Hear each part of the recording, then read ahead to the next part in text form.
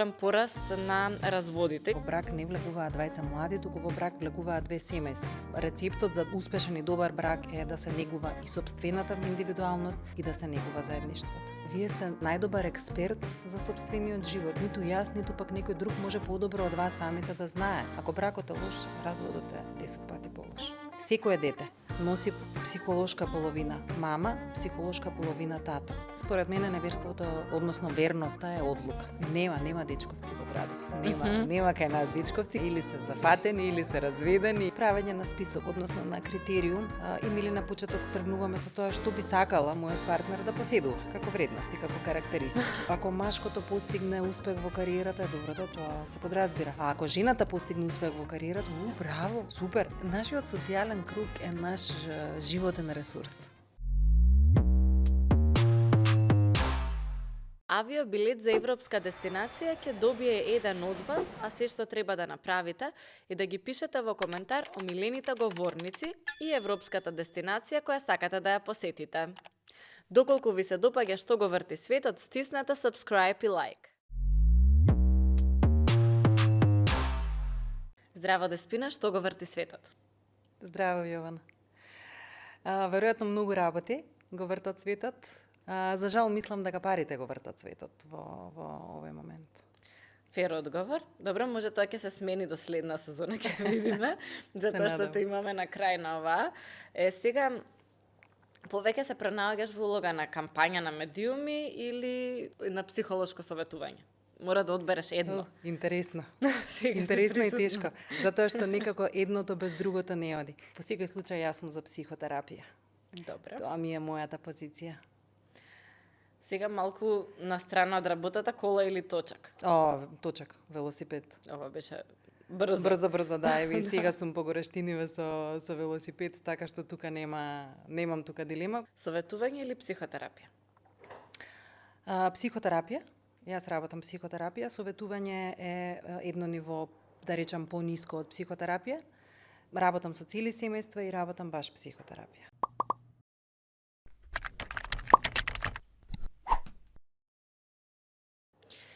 Сега затоа што следново прашање ќе го поставив како брзо дали е добро лош брак или добар развод, тоа секогаш луѓето нели вака си го кажуваат подобро добар развод од лош брак, меѓутоа знам дека психолог никогаш нема да ми даде директен одговор на ова прашање, затоа ќе навлезам малку подлабоко. На минатата година излегоа статистиките пред некое време, имаше многу голем пораст на разводите и тоа континуирано се случува додека стапката на склучени бракови се намалува.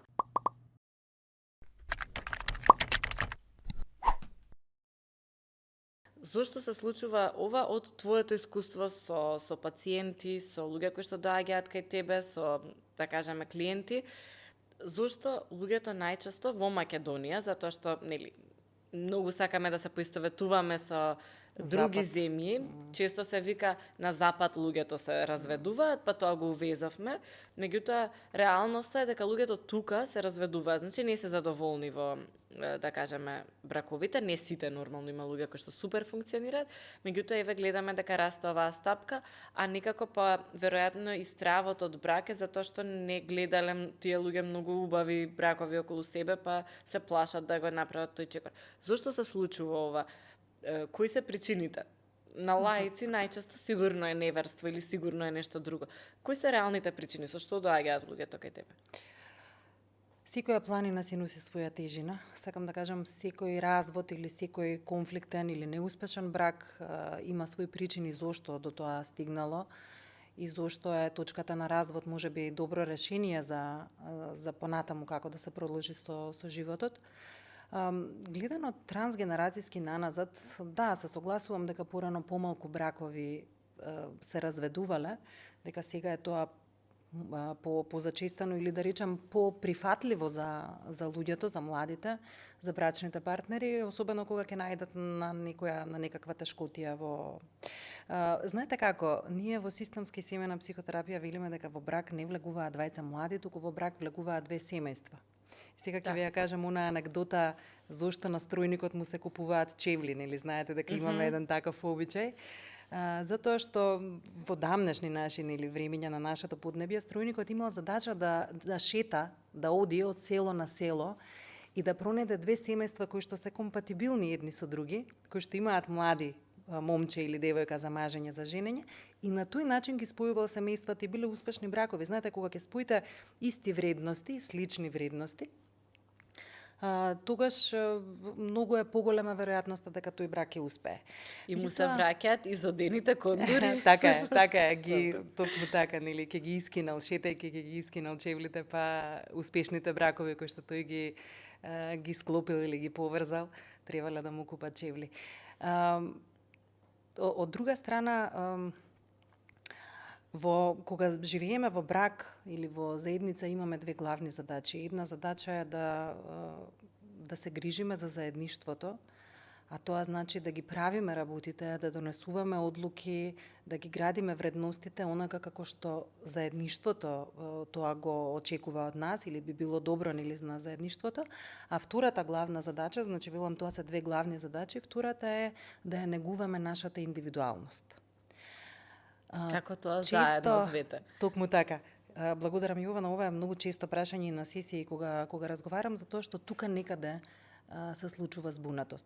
Да ја негуваме нашата индивидуалност значи да сепството, моите лични вредности, моите лични потреби како човек или партнер можеби, да ги задоволувам, меѓутоа истовремено да имам на ум дека се грижам за заедништвото. И кога ќе дојдат во ситуација партнери да имаат различни потреби во поглед на ова или да различно функционираат во поглед на овие две ставки, имаме проблем. А тоа е, жената вика, јас го молам да излеземе заедно, тој постојано се излегува со другарите. Или мажот вика, не можам, ме гуши, цело време сака да бидеме заедно, не остава простор да гледам надпревар, утакмици и така натаму. И знаете, тука некаде се разидуваат затоа што или премногу ќе се фокусираат на заедништво или премногу ќе се фокусираат на индивидуалност.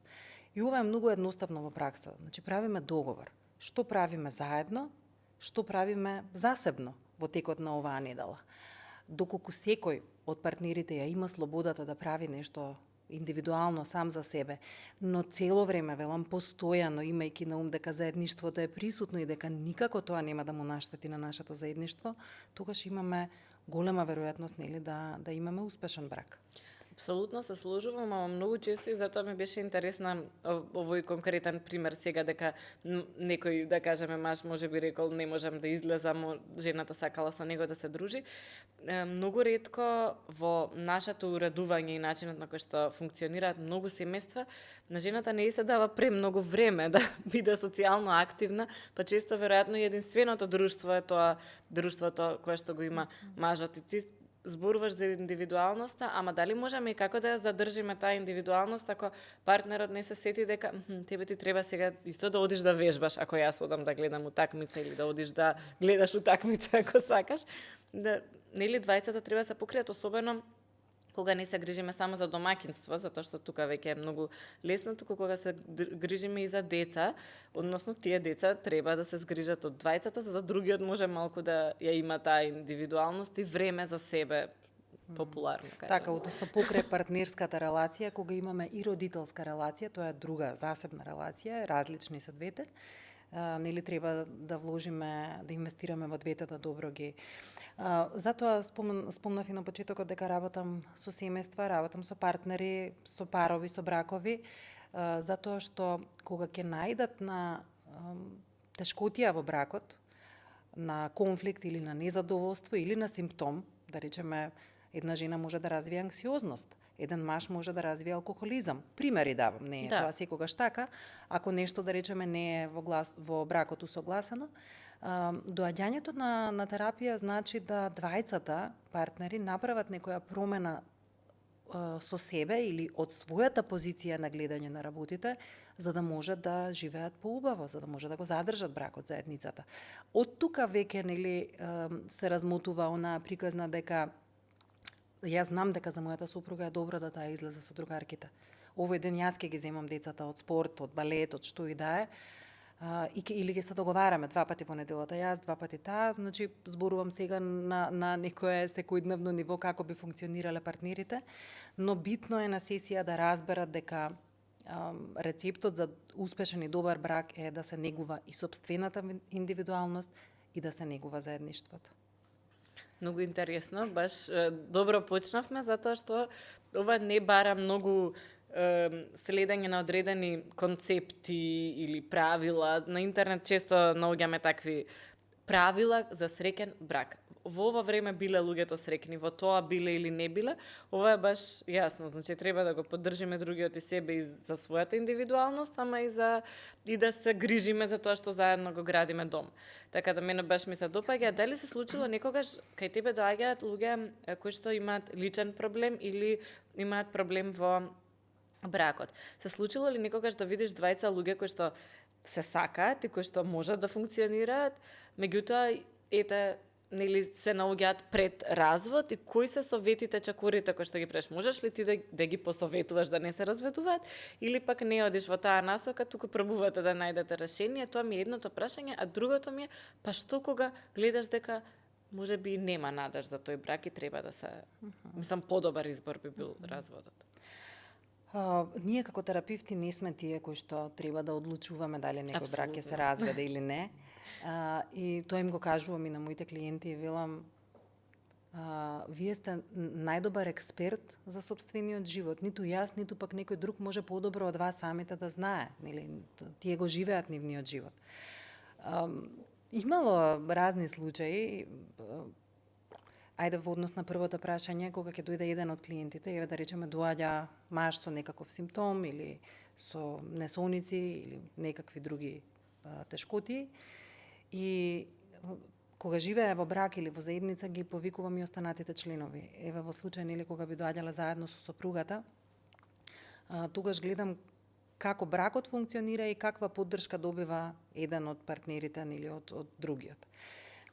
Што значи дека секогаш кога двајцата се на сесија, двајцата се на разговор е подобра можноста или подобар ефектот нели за да се излезе од таа некаква криза. Пред да се случи развод, луѓето кои што доаѓаат на психотерапија доаѓаат со цел да го спасат тој брак. Нели ако тие се сигурни, не би дошле, би се развеле, можеби отпосле би доаѓале за да може да последиците нели или самиот процес на развод да малку го неутрализираат, особено ако има и деца. Меѓутоа оние кои што се сигурни веќе не доаѓаат тука за советување дали развод или да се задржи бракот, но има од друга страна луѓе кои што односно целта на психотерапијата да они малку од друга перспектива го видат сопствениот брак и од друга перспектива ги видат нивните резилиентни снаги во релацијата, односно во самиот брак, на што може да се потпрат, ако се обидуваат и се трудат бракот да успее. Кога работам на развод, значи доаѓаат партнери, они доаѓаат со цел да се разведат, меѓутоа имаат деца, сакаат да што помалку трауми децата преживуваат во тој целиот процес. Дали најчесто е затоа што ги спомна разводите, јас на почетокот што го поставив прашањето, не сакам да бидам упорна, ама дали најчеста причина е неверство или пак има многу други причини кои што влијаат на распадот? Не можам да генерализирам. Не можам стварно да генерализирам. Не, ќе се вратам, сакав само ова да го кажам, па ќе се вратам и на неверството. Кога работам на разводи, првиот фокус ми се децата, затоа што многу често брачните партнери, да не речам родителите, фокусирани на процесот на развод на бракот, забораваат на своите деца. Дури, за жал, ќе кажам, и многу често се случува да ги виктимизираат децата, односно да децата ги поставуваат како преносители на информации, како жртви во целиот тој процес. Значи, прво фокусот ми е ставен на децата, да се заштитат децата, а втората работа која што ја работам е двајцата партнери да излезат од бракот без чувство на вина. Тоа е многу важно, затоа што ако остане вина кај еден од партнерите, таа вина ќе треба да се извентилира некаде, ќе се извентилира со набедување, окривување, критикување на другиот партнер. Ако се децата тука, тоа ќе го прават пред нив и така натаму се расплетува една цела приказна. И ова во однос на неверството. Многу интересно ова за вината, искрено. И да, не ја спомнуваме често, но еве сигурно дека и голем број на мои колеги ќе се сложат дека во развод, во процесот на развод, најинтензивно чувство е чувството на вина, со тоа што не се признава чувството на вина, туку се трансформира во лутина да го обвинам другиот, што е токсично за двајцата. Апсолутно, меѓутоа и генерално општеството бара виновник, луѓето околу вас бараат виновник секогаш, нели кога има развод.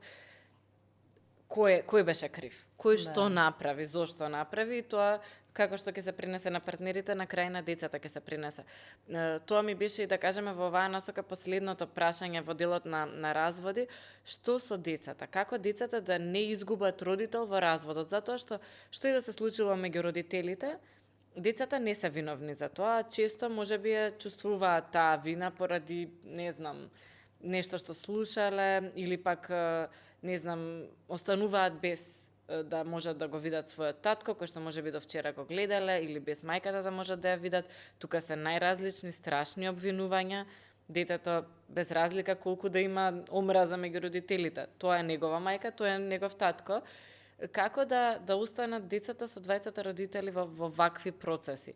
Дали има примери на луѓе кои што одлучиле да се разведат, кои што тоа го направиле на подобар начин, зашто јас искрено верувам, а тоа е моја гледна точка, дека има подобри и полоши разводи. Има разводи каде што децата се позаштитени. Сигурно никој од убаво брак не се распаднал, меѓутоа има случаи каде што децата се заштитени, сакани и така натаму. Да, и законот е тука, и Центарот за социјална работа е тука да ги заштити. Ако бракот е лош, разводот е 10 пати полош.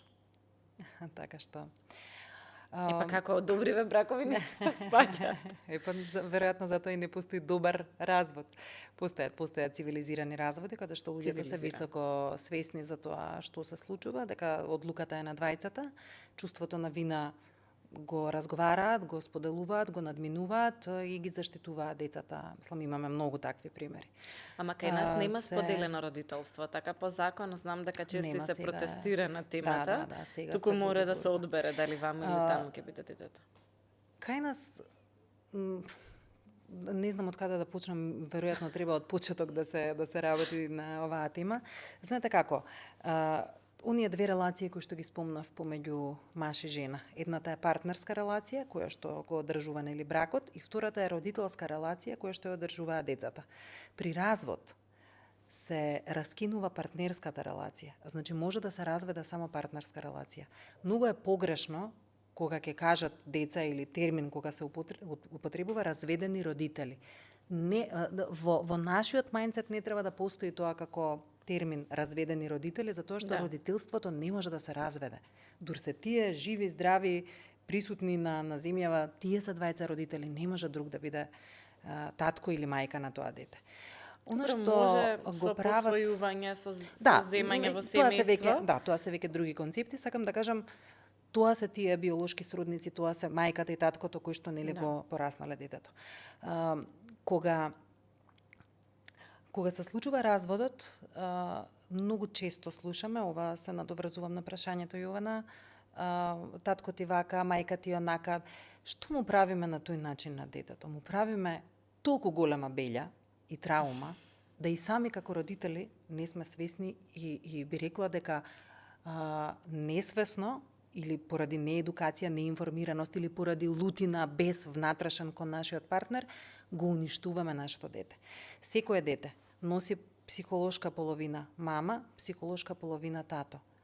Ако мама тргне да го навредува тато, тогаш ја навредува таа психолошка половина на детето, бидејќи тоа дете во големи размери се поистоветува со неговиот тато. Исто и обратно, ако тато ја критикува, ја набедува мама пред детето, истото го прави.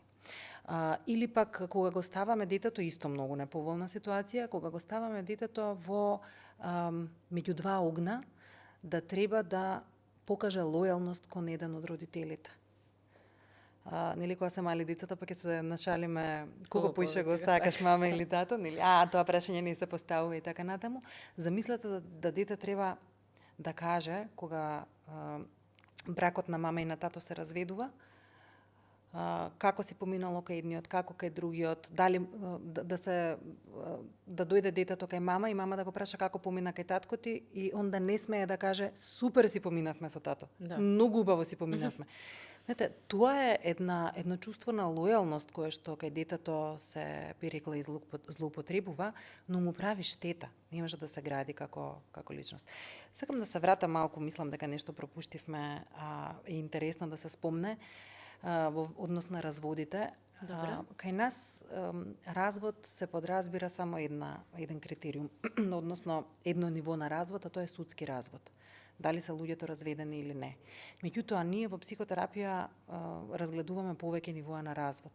Двете, ајде да речам повеќе нивоа, имотен развод, семеен развод, а тоа е како двете семејства по потекло на брачните партнери, ако се блиски, како ќе се разделат, разведат, нели веќе децава не ни се заедно, па треба да Тоа и некогаш не мора да има брак за да се случи. Да, меѓутоа двата многу дискутабилни разводи се емоционалниот развод и психолошкиот развод. Емоционален развод подразбира да јас сум сигурна дека повеќе не те сакам тебе и немам емоции кон тебе за да останам со тебе во брак. Овој развод се случува некогаш и пред да се направи судскиот развод, што значи ако постои таков емоционален развод помеѓу партнерите, може да се случи неверство. Но ако постојат емоции меѓу нив, нема да се случи. Ако е жив бракот на некој начин, не би се случило неверство. Што доколку имаме, затоа што има луѓе кои што неверството не го сваќаат како нешто лошо. Или има луѓе кои што едноставно така живеат и без разлика дали го сакаат партнерот или партнерката, сепак гледаме неверство кое што го прават без разлика на тоа кој е партнерот во одреден период. Дали треба тоа да се прифати или како такво, или пак треба да се стави крај, или тоа зависи од тоа колку е другиот спремен да толерира? Многу зависи од индивидуалните вредности, индивидуалните перцепции, индивидуалните модели кои што ги носи партнерот, изневерениот, да речем. Да речеме, ако растела жена во семејство каде што постојано незината мајка била изневерувана со други жени од страна на таткото и мајката го задржала бракот, имаат убава длабока старост, незините родители, многу е веројатно да и таа би го прифатила неверството, некаде неверството воопшто не се надминува, не се ни дискутира околу тоа, а во некој случај, што е многу интересно, кога доаѓаат партнери на терапија поради неверство, на крај на процесот на психотерапија, тоа се неколку месеци средби, видување и така натаму, доаѓаме до заклучок дека треба да му се заблагодариме на неверството, затоа што помогнало да се разбуди бракот. Затоа што едно неверство има, меѓу другото, има задача да го раздрма бракот. Ако е бракот мртов или ако е заспан бракот, ако немаат живост партнерите меѓу себе, едно неверство и како може да ги разбуди партнерите од тој сон и да. Меѓутоа велам, тоа не е едноставно, тоа е процес на работа помеѓу двајцата партнери. Многу силни, интензивни емоции се тука присутни. Да. Културолошкиот момент исто е многу важен, вредносниот систем е исто многу важен и според мене неверството, односно верноста е одлука. Ако некој одлучи да биде верен, тогаш може и да е мртов бракот, и да не се разведат, и воопшто не се, повторно нели да не се случи неверство.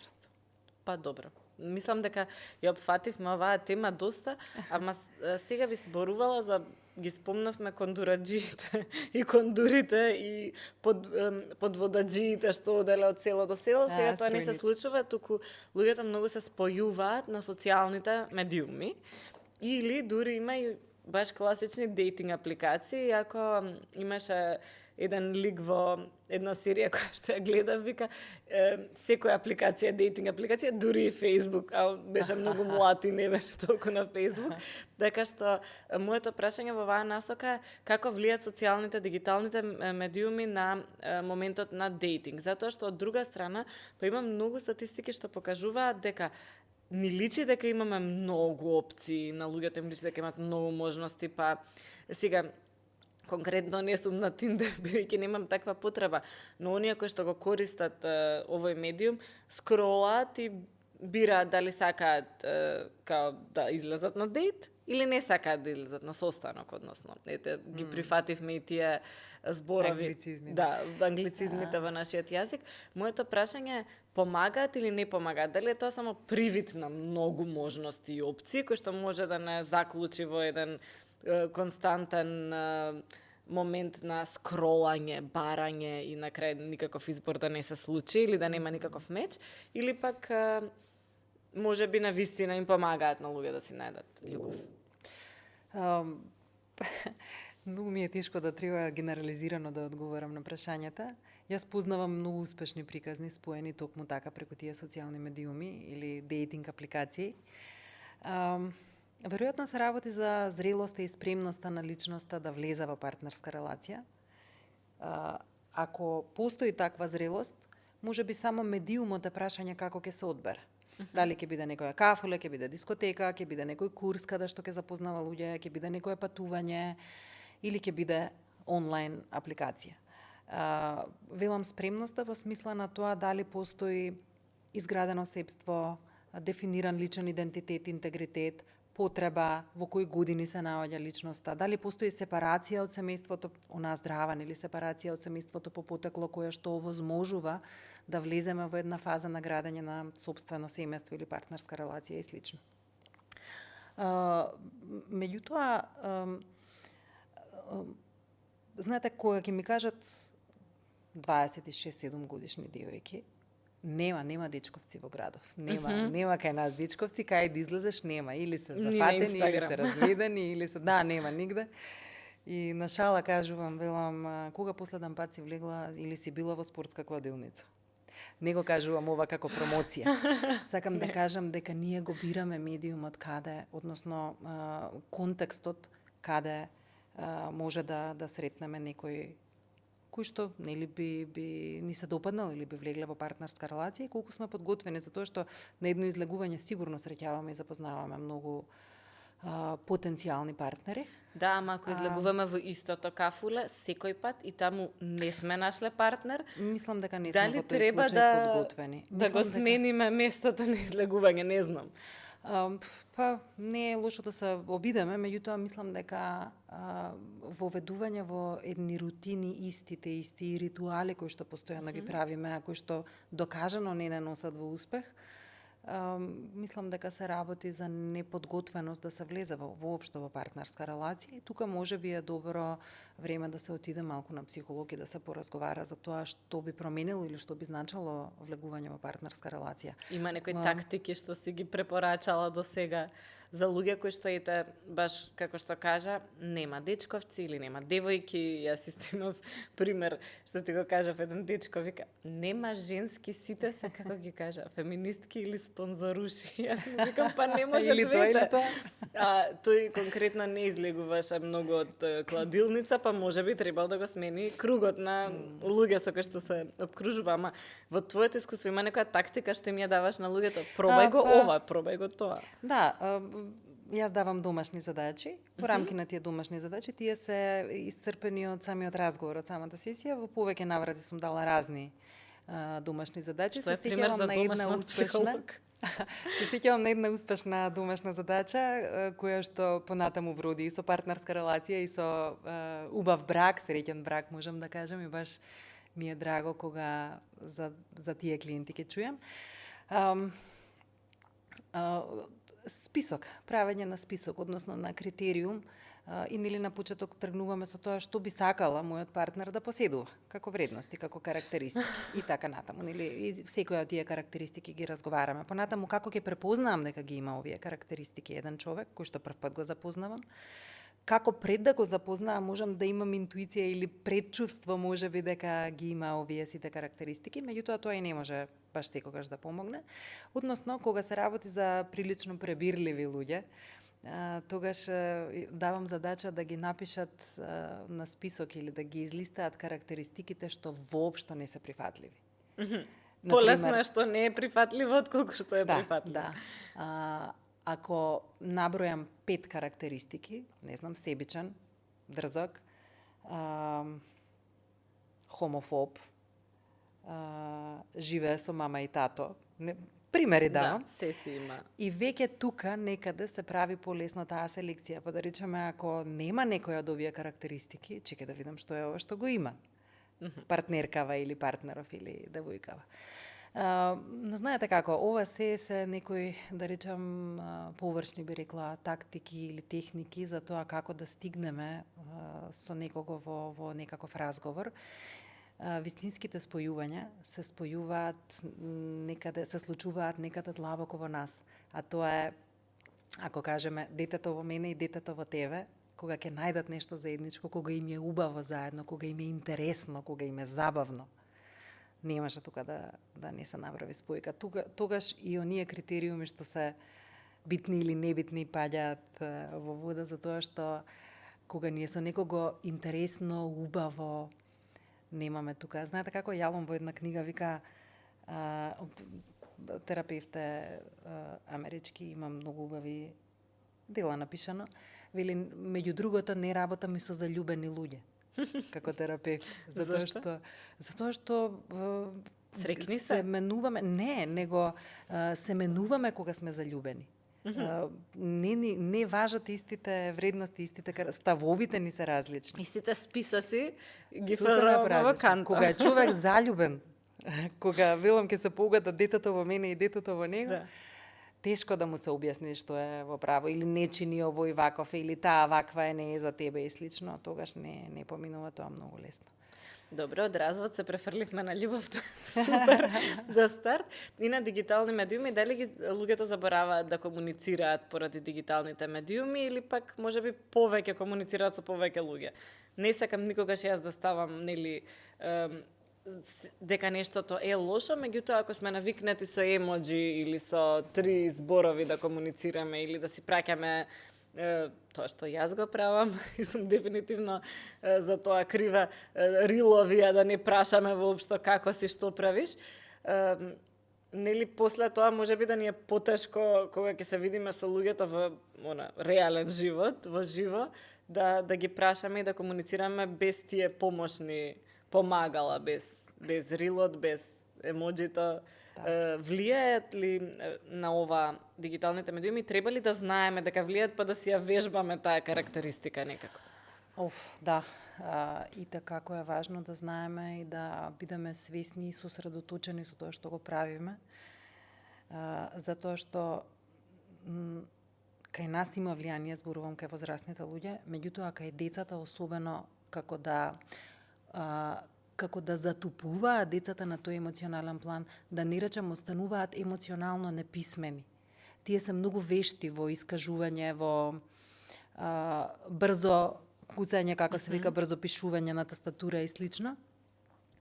Ке одберат најдобро иконче со насмевка, со емоција, со што и да е, меѓутоа нема да го научат она суштинско препознавање на емоцијата од личниот контакт очи во очи. Јас не користам социјални мрежи веќе години наназад, 5-6, не знам ни сама колку. Ама има рилови од тебе што се споделуваат. Да, за тоа сум чула. Можам да кажам дека кај мене погледот драстично се менува со тоа некористење на социјални мрежи, затоа што кога ќе се видам со луѓето во живо, ќе се сретнам на улица, толку се радувам, толку ми е таа средба драга. Насмевката ми е природна, искрена. Ми се чини дека кога би била во тек со тоа што им се случува и што прават, зборувам за себе, не мора ова да значи за сите, особено за луѓе кои што не се ни во можност многу да излегуваат, да шетаат, да се среќаваат, луѓе кои што живеат во странство, апсолутно се добре дојдени овие социјални мрежи. Меѓутоа, во поглед на емоционалниот личен статус и емоционалната писменост и зрелост има влијание и има негативно влијание. Кај децата, кога веќе ги спомнавме и социјалните медиуми, многу влијаат и на она што значи најразлични форми на меѓуврсничко насилство или популарно булинг. Ти беше дел од кампањата Крени глас и тоа водечки глас на таа кампања и доста работеше на терен со децата, меѓутоа и од сите оние кои што работат со децата, слушаме дека тука социјалните медиуми земаат особен замав и многу е различно денеска да те зафркава другарчето, за недела дена си заборавил или да биде извршен булинг денеска да се реши ситуацијата, прво ќе ја види наставникот зашто е во живо, па може да реши нешто да направи за тоа. Понатаму може да се разговара и да се надмине за месец дена и да се заборави, затоа што на децата им се случуваат многу работи во текот на особено таа тинејџерска возраст. Но на интернет булингот останува вечно. Секој пат, секој ден може да се навратиме на тие зборови, да ги прочитаме повторно. Секој ден може некој да го лајкне злобниот коментар, да се надоврза и да продолжи понатаму да прави насилство врз детето кое што нешто објавило или дури во приватни пораки многу често се случува. Јас сум имала примери луѓе да ми праќаат одвратни коментари без да ме познаваат од Африка. Значи сега секој е во игра за тука да врши булинг, а ние сме возрастни, тука сепак кога се работи за деца е малку различно. Како изгледа овие твои одења на терен? Што се случува низ Македонија? Дали се менува начинот на кој што децата трпат меѓуврсничко насилство и дали на вистина многу повеќе влијае од порано на нивното ментално здравје? Се обидувам да бидам објективна. Да. Дека оваа кампања е најдоброто нешто што се случило во нашава земја, особено за децата. Затоа што од сам почеток кампањата е насочена кон тоа да понуди, ние ефектите нема да ги видиме веднаш од оваа кампања. Ова е тема која што треба да созрее кај децата. Така е. Меѓутоа во иднина очекуваме генерации и генерации да навистина се запрашаат до каде со насилството или што ќе постигнеме ако бидеме насилни. Мојата улога како психолог во кампањата беше од сам почеток сум вклучена во однос на креирање на материјалите и така натаму, меѓутоа работилниците кои што ги спомна Јована беа работилници со огромен број на деца низ цела Македонија, со илјадници деца. Работилници во кои што имав прилика со нив да работам, да прво малку ги внесам во темата, потоа да видам што тие знаат за темата, односно да станат малку посвесни за тоа што се случува меѓуврсничката група и на крај кои се последиците од сето тоа, за да ја завршам целата работилница со позитивен коментар или позитивна поука, нешто што понатаму ќе им одзвонува во главчињата, се надевам. Има ли некој пример од самите работилници? Како не? Нешто што си го слушнала од децата, нешто што се сменило кај нив, не знам. Нешто онака искрено детско, јас секогаш тоа го сакам да го слушнам, затоа што јас сум правела низ Македонија фокус групи со деца доста за образование. Толку се искрени, директни, значи секогаш е убаво и секогаш го кажуваат тоа што сите ние го мислиме гласно. Да. Тоа што мене вака ми е првата асоциација за тие работилници и ми остава многу силен впечаток е после секоја работилница доаѓањето на децата, тоа ме расплакуваше. И тоа всушност и ме одржуваше, бидејќи не беше воопшто едноставно да се поминат толку работилници со деца, и јас и физички бев исцрпена во тој период. Меѓутоа, гушкањето, ве молам дојдете пак. Навистина ова што го зборите е многу добро. Јас од денес ќе бидам подобар човек, јас од денес ќе бидам подобро дете. Знаете, сите тие коментари, сега ми поминуваат морници низ телото кога ги зборувам, се нешто што е најголема победа за едно дете, да учествува на таква работилница на таков час и да го прими тоа што е најзначено. Јас сум порасната со мајка педагог, мислам дека се сретнавте и ова баш така го раскажува. Значи, кога ќе дојде дома, што и кажале децата, како и кажале, и сега реално во нашата држава, оние кои што работат со деца редовно во системот, кои што можат секој ден да им дадат поддршка, не се доволно, ниту поддржани, ниту платени, ниту пак имаат редовни работилници, затоа што ова не треба еднаш да се случува. Булингот се менува, треба цело време да имаат поддршка. Оние поискусните, подобрите треба да можат да има некако како да ја дадат на младите, новите генерации таа поддршка, зашто тие прв пат влегуваат во сите тие проблеми. Меѓутоа, ги држи ова, кога ќе дојде Јована, детето и кога тоа- сте смениле живот, нема побитна работа. Не е дека Така е, ова ја што го така е. правам тука е побитно или не знам, некој кој што ќе испрограмира, да кажеме, некоја апликација која што може да биде одлична и супер пари да носи, меѓутоа вие менувате генерации, менувате деца, начинот на кој што какви луѓе ќе станат тие, им помагате да се соочат со проблеми, мислам дека тоа е многу важно. Оваа кампања дали ќе даде некако и еден пуш, поттик и за оние во школите кои што работат да се разбудат, затоа што сега има секакви примери на луѓе кои што некои не ја разбираат големината на работата што ја прават. Целта на кампањата беше да се подигне свеста кај луѓето за тоа што значи врсничко насилство, како се случува, зошто децата молчат, зошто го прават воопшто сторителите тоа насилство и нели како да се спречи, како да се залечат оние последици кои што ги има од насилството, воопшто нели или едноставно кажано да се подигне свеста кај луѓето за постоење и за последици од врсничкото насилство. Меѓутоа, ова што го кажувам, ефектите од работилниците и од децата, ова се добивки кои што ние не дека не ги очекувавме да има такво нешто, меѓутоа сме многу изненадени за брзата промена кај децата која што се случува. Така што покрај главната цел на кампањата да се подигне свеста кај народот, доаѓаме и до директна промена кај деца, што е фантастично. Тоа значи дека малку ако се вложи во овие дечиња сега, многу ќе добиеме. Јас, знаеш како им викав на работилниците, на секоја работилница им викав, оној кој што повредува некое другарче, во каков човек ќе порасне?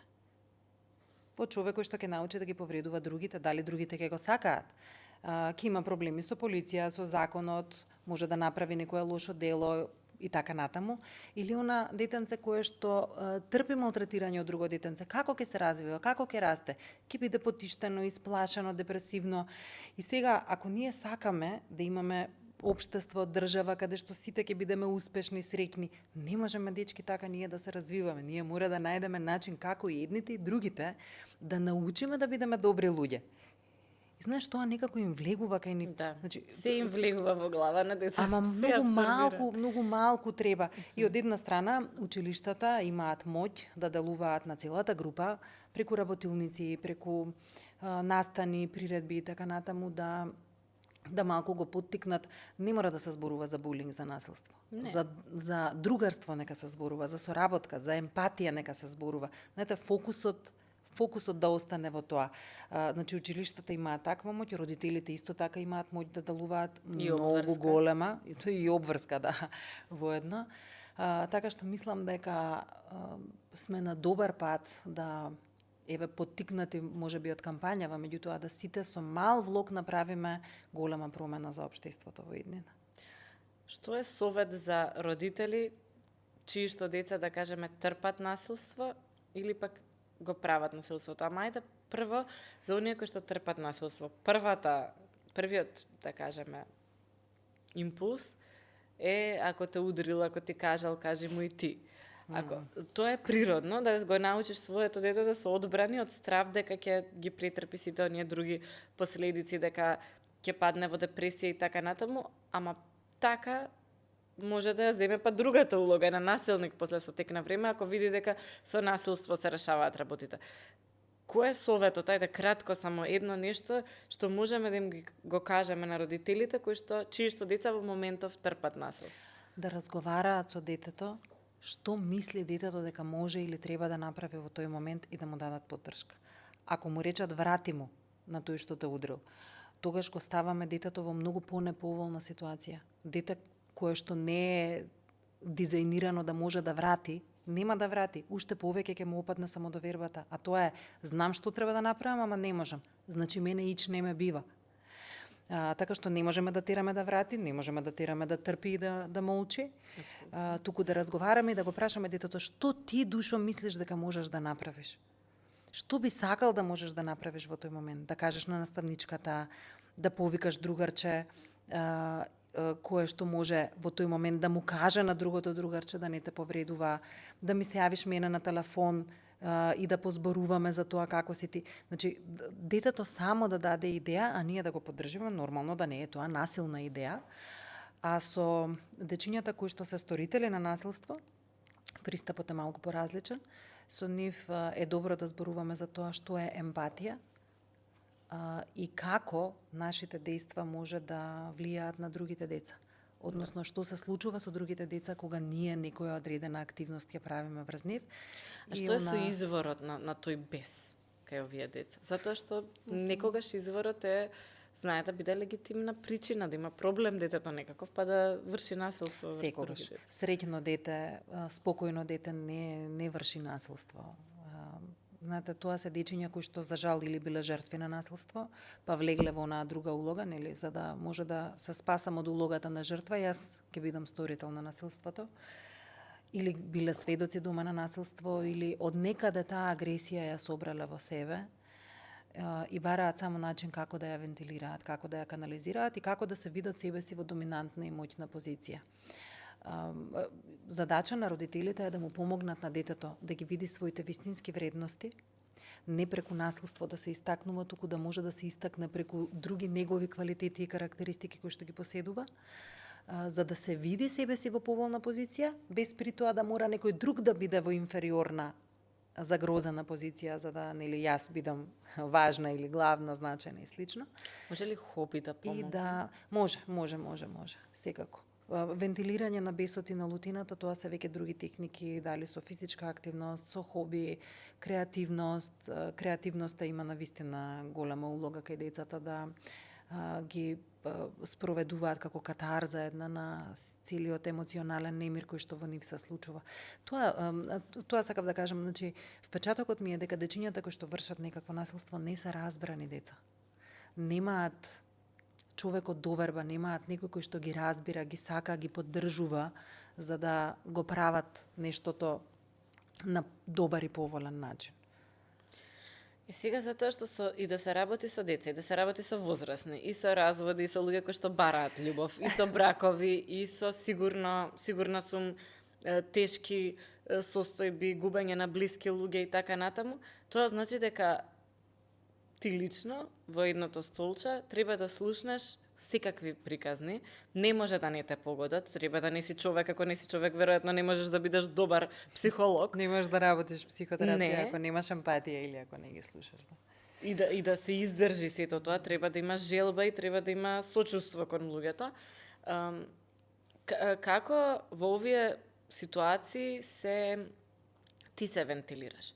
Кои се некои, да кажеме, тактики кои што може да се искористат за да човекот се опушти, да се врати на себе и да продолжи да работи, затоа што конкретно ти си обучена за тоа, меѓутоа има многу професии каде што луѓето слушаат судбини, од шалтер во банка до нели лични банкари, до луѓе кои што вршат некаква продажба, тие се тука да ги слушнат тугите проблеми, да им понудат решение.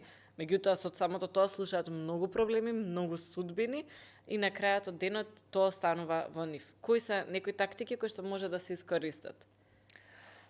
Јас кога работев на себе, долг процес поминав, нели, и мислам дека секој еден психотерапевт кој што го работи ова, треба да умее првично да се справува со себе, со своите потреби, со своите слаби страни, со своите предизвици и така натаму. Меѓутоа, кога одев на едукација за психотерапија, учевме, тоа беше уште на почеток, како, кога ќе влеземе на сесија, ќе ставиме кабаница и да врне, да има олуја, да дува, да грми.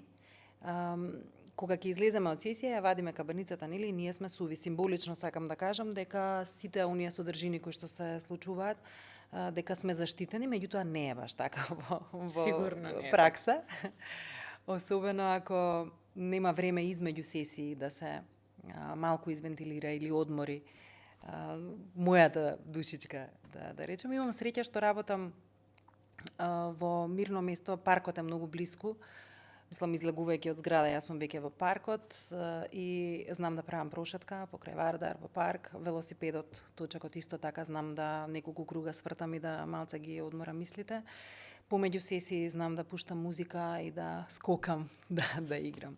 Секогаш отварам прозор после сесија, дали да се изветри малку просторијата. воздухот да проциркулира, да, може би енергијата нели да се размени, да. Но пак ќе кажам не е воопшто едноставно.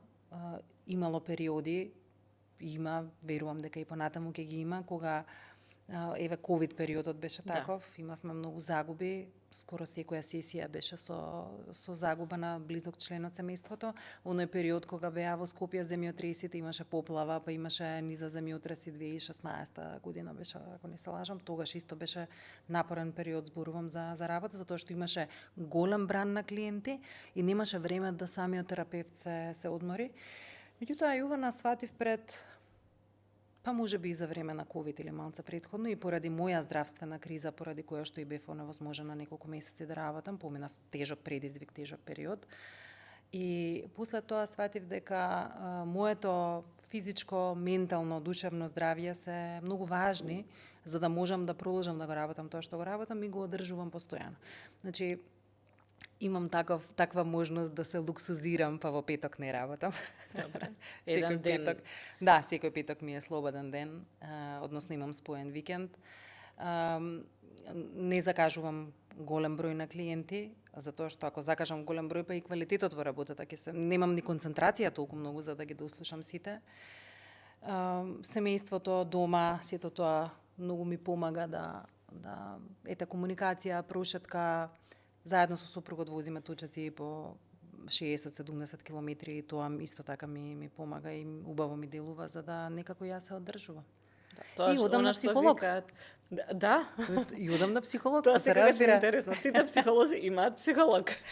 Се разбира, да, одам на психолог и многу е добро, ете и баш имам потреба да онака ги гушнам и поздравам сите колеги и колешки. Ние многу често разговараме меѓу себе за без имиња, без подалување никакви податоци за некои специфични случаи за тоа како би можеле како повеќе глави нели размислуваат за да некој случај помогнеме да се реши, меѓутоа и за самите себе. Така што соработуваме, постои една висока соработка меѓу психолозите, барем јас тоа така го гледам. И па да, И ме вие ќе си радува. се разберете на тоа ниво. Да, веројатно, да. Одлично. Добро, супер беа сите овие информации, ама мислам дека е многу важно што работиш на себе и на своето здравје. Веројатно секој психолог тоа го прави, затоа што како во авион, нели, што прво мораш на себе маската па да помагаш на други да ја ставиш. Така. Веројатно и ова е така, мора прво на себе да работиш за да можеш да им помогнеш на луѓето кои што доаѓаат за тоа кај Да, тебе. и не секогаш го разбираат тоа клиентите, мислам, си имаат и тие своји причини зошто сакаат веднаш некогаш да имаат сесија, меѓутоа ми се случува некогаш да навистина се осеќам исцрпена и за утре дента да ги откажам сесиите. Ќе ги презакажам, не знам, за ден потоа или понатаму следна недела како и да е, и не е баш пријатно кога се откажува сесија која што ја чекале 3-4 недели. Меѓутоа не се доведувам во степен да по секоја цена со крајна сила работам сесија, затоа што ниту тие ќе имаат некаква добивка, а најмногу тоа штета ќе остави на мене и на моето семејство, и на моите деца. Апсолутно е. Сега, многу луѓе, некако бизнисот со давање помош за ментални проблеми се претвори и во бизнис. На социјалните медиуми има многу life coaches, па и надвор од нив, кои што даваат психолошка поддршка, дури дел од нив прават и она што е, значи, психоанализа. Меѓутоа, јас сум разговарала со неколку примери еве само во мојата околина за тоа колку е важно да лицето на кое што вие му се отварате до тој степен да може да му раскажете се за својот живот, тој како и да оди процесот на психоанализа, јас не сум направила, така што ти знаеш подобро, меѓутоа оние кои што отишле кај такво лице, потоа често велат ама ќе дојдеме до одредено место и после не знам како да се вратиме назад и се отвараат други проблеми и нема нели доволно знаење за да го курира тој процес и тие повторно одат на психолог за да се олечат од така да кажеме лошо завршената работа. Сега тука е психата во прашање, нели, на секој нашата. Една работа е да имате некој за разговор, затоа можеби навистина може да помогне некогаш и пријател, некогаш и некој друг. Ама ова е нешто сосема друго, каде што и не е секогаш добро време веројатно да се прават такви процеси, да се отвараат одредени рани и слично. Ти се случило ли некогаш, не знам, да има пример каде што некој оди на лайф коуч и потоа доаѓа со полоша состојба отколку што тргнал таму? Не сега да напад кон сите кои што се занимаваат со тоа, меѓутоа, дали треба да бидат луѓето внимателни? Се разбира, не можеме да ги нападнеме сите, на крај крајава некои се и многу добро талентирани, но недообучени, па јас би советувала да се доедуцираат или дообучат за да може да работат. Да, сум имала клиенти каде што кога ќе дојде и ќе почне да зборува, гледам повеќе отворени процеси и не знам од каде да почнам да работам за да затворам процеси. Има добар ефект, некогаш можам да кажам дека стварно се и позитивни тие мотивацијски говори, лайф коучинг и слично, кога се работи за некое мало насочување, за донесување можеби на некоја одлука и така натаму. Меѓутоа, кога ќе се појави некаков симптом, кога отвораме процес, јас велам, луѓето си ја разголуваат душата на психолог. Ние не можеме да оставиме отворена рана. Знаете, таа рана ќе направи штета, ќе крвари, ќе загнои, ќе направи инфекција која што е многу поголема. И ако не умееме да ја затвориме раната, да ја залечиме раната, тогаш ич не треба да ја отвораме таа рана. И воопшто не е проблем да некого препратиме на стручно лице. Например, јас многу често ми се случува да кога ќе видам некаде каде што не можам да делувам со разговор, со психотерапија, иако длабоко верувам и ми се потврдило тоа во многу наврати дека психотерапијата има моќ да направи хемиска промена во мозокот. Меѓутоа, често ми се случува да ги пратам луѓето на психијатар. Ова го надминува мојот домен. Отидете, маката која што ја трпите не може само со разговор да се реши. Да, ние ќе разговараме, меѓутоа паралелно нека си тече фармаколошка терапија, нека ве прегледа психијатар и така натаму. Сакам да кажам дека има и ниво погоре. Да. И секој треба да знае каде се наоѓа, веројатно. Да, лайф коуч, пак ќе кажам, многу добро може да делува на некои одредени нивоа, меѓутоа да се оди во длабочина не би препорачала. Сега, сето ова ме води кон прашањето за успех, еве и во бизнисот. Често кај нас доаѓаат предприемачи, луѓе кои што имаат многу успешни кариери или кои што водат големи компании. Колку е битно менталното здравје за успех во бизнисот? Во странство гледаме дека дури во Сопранови шефот на мафијата оди на психолог.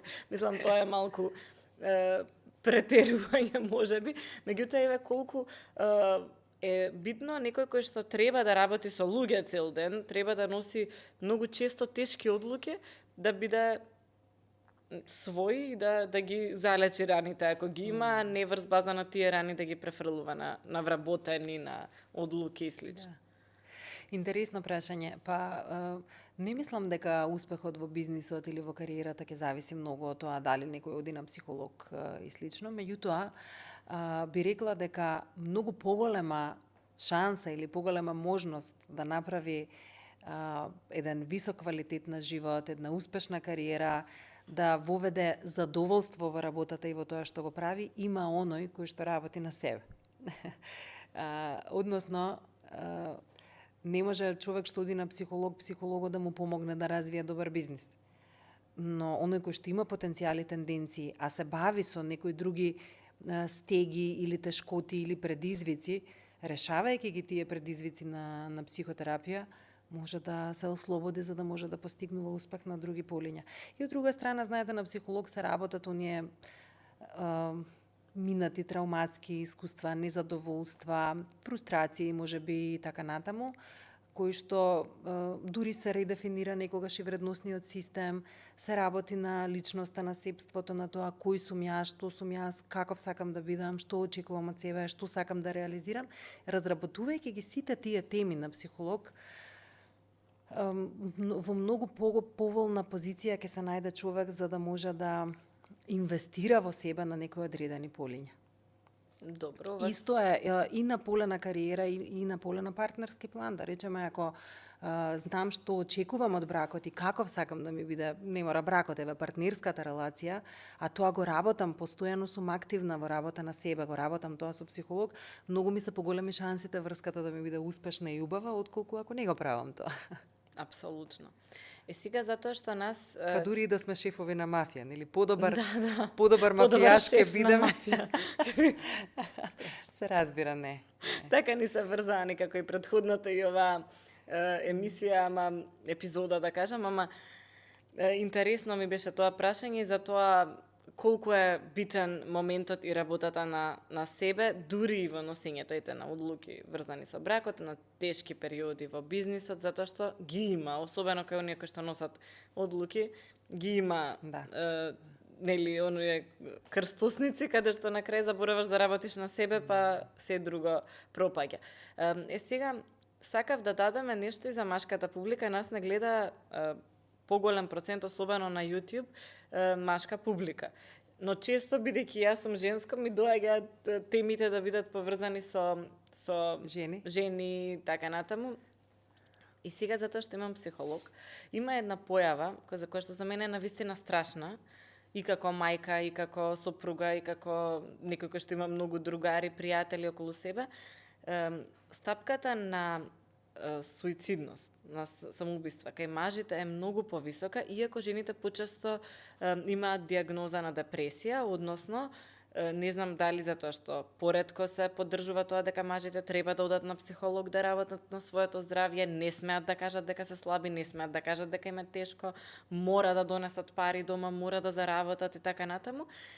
Или што се случува, меѓутоа ова е една за мене многу страшна појава.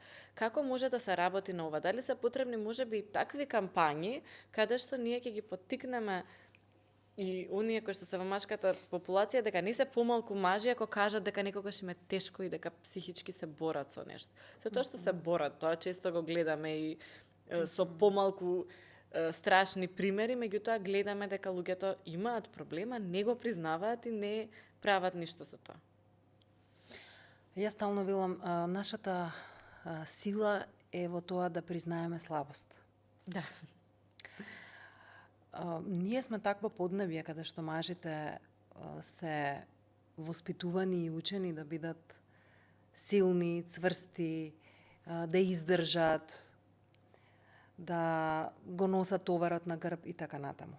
Ова го спомнувам за тоа што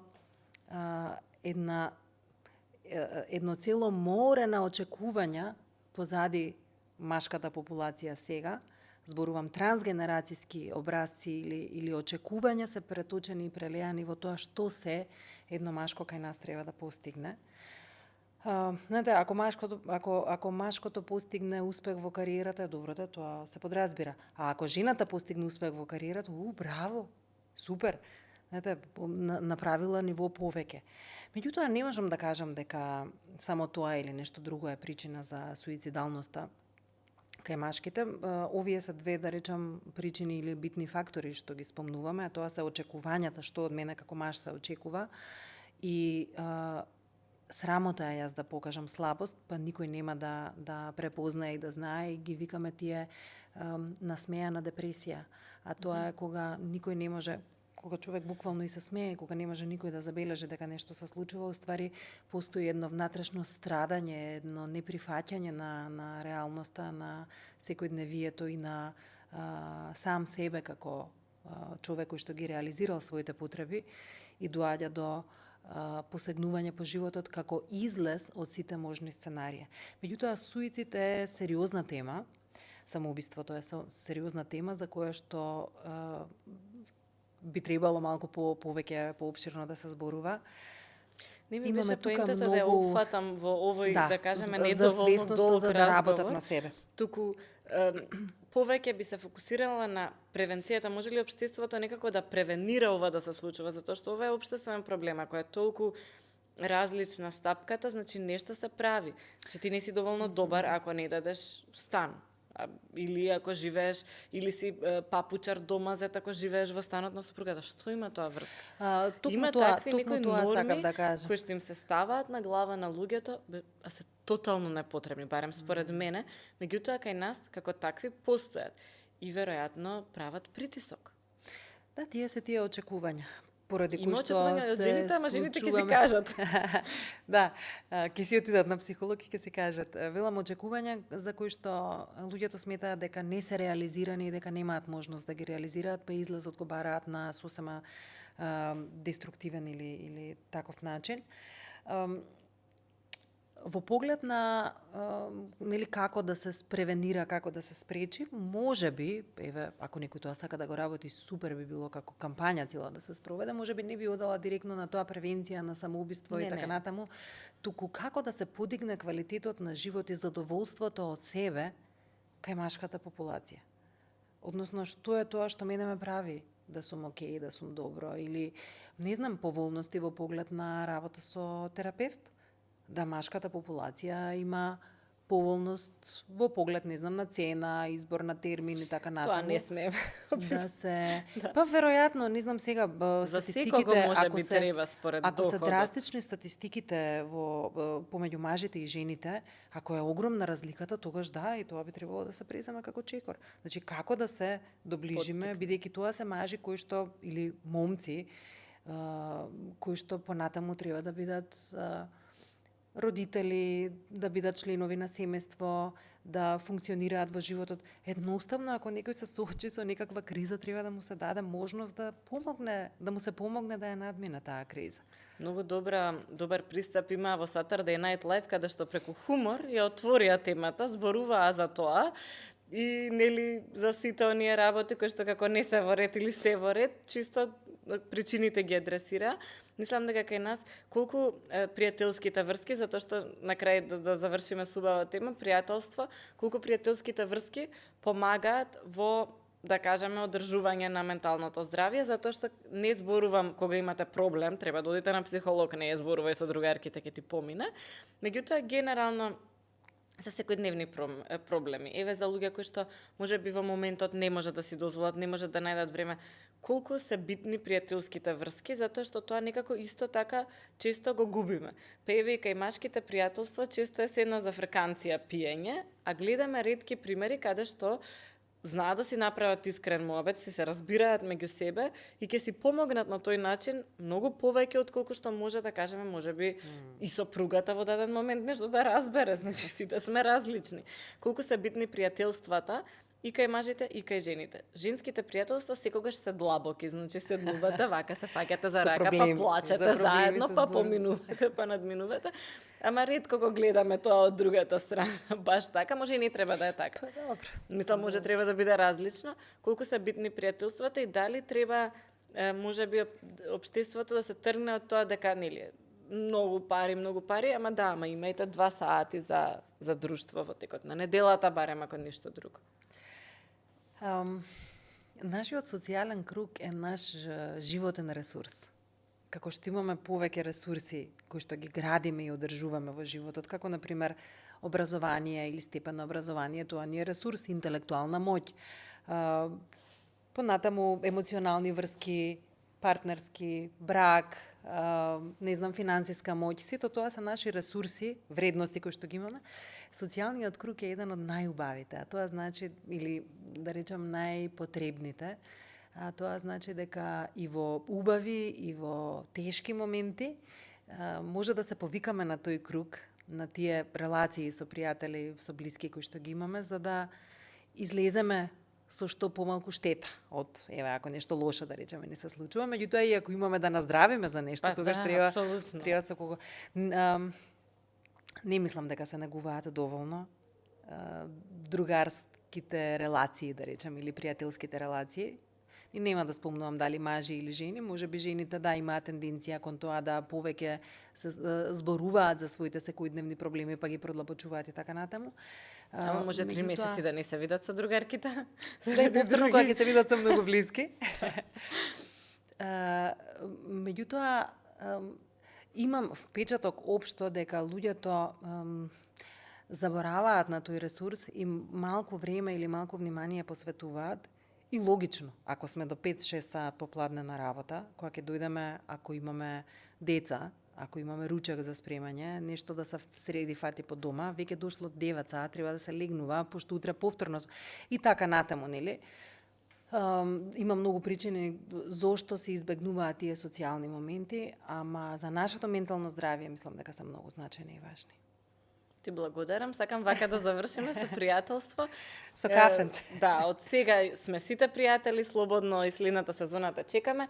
Ја завршуваме со тебе затоа што мислам дека овие лични теми се битни, ќе бидат во текот на летото и додека одмараме, се надавам дека ќе имаме повеќе време да се дружиме, да ги сретнеме пријателите, да работиме на себе ако имаме потреба и слично. Летото е таков период каде што често се навраќаме на претходната година и размислуваме што може би направиле подобро. Да, ама и планови што би направиле следната година или Да. од септември. Популарно кажано, од септември почнувам со спортување, со диета, со размислување и така натаму. Уште извори за анксиозност. Не ослабна за летово. Ајде следна година. Така Малку порелаксирана веројатно треба за тие цели да се фатиме, ама малку повеќе да поминеме се време одмориме. заедно. Да. Дечки, фала ви што бевте со нас, ако ја догледавте до крајова епизода, фала ви што бевте со нас целата сезона. Завршуваме со психолог, не случајно, затоа што се надеваме дека летово ќе се опуштиме, ќе се поврзаме со природата и со се тоа што таа ни го нуди. И не заборавајте на друштвото, на другарите, на пријателите и на семејството. Живели, немам со што, со вода не оди. Чао.